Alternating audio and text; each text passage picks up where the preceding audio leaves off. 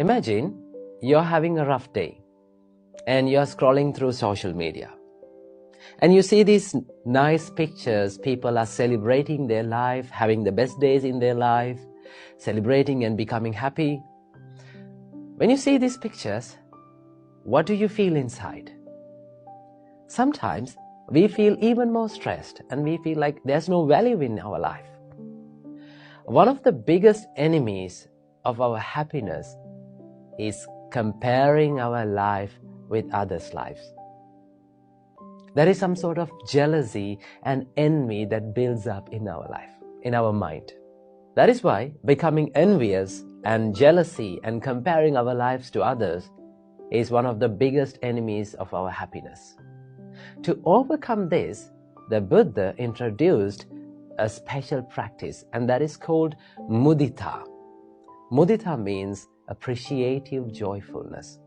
Always remember, when we compare our lives to others, and when you build up that jealousy and envy within yourself, it is not going to help in your success, in your life, right? Sometimes, like we stop in a certain place, okay?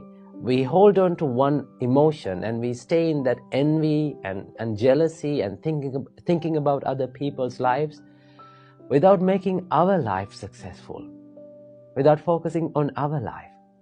So the Buddha said, when you see these successful people in the society, when people around you living the best days in their life and your life is not having such experience, always look up to them and think and wish the happiness of them. Okay? That is called appreciative joyfulness. Wish the happiness of beings around you, even though you are going through a tough time. When we see successful people, we should not be jealous at them. It is not going to help us.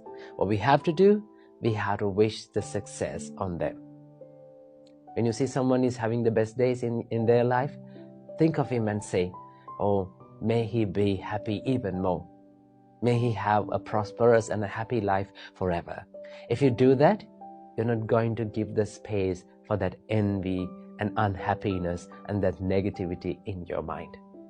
The more you practice this positive mindset, the more you practice this appreciative joyfulness, you can be happy about yourself. Even on the hard days, even though your life is in a tough place. So that is why whenever we see successful people, people having a happy life, we have to wish the happiness of them. That is called mudita. So when we practice this simple Buddhist practice of mudita or appreciative joyfulness, we can be happy about our life and also we can be peaceful within. Namo Buddhaya.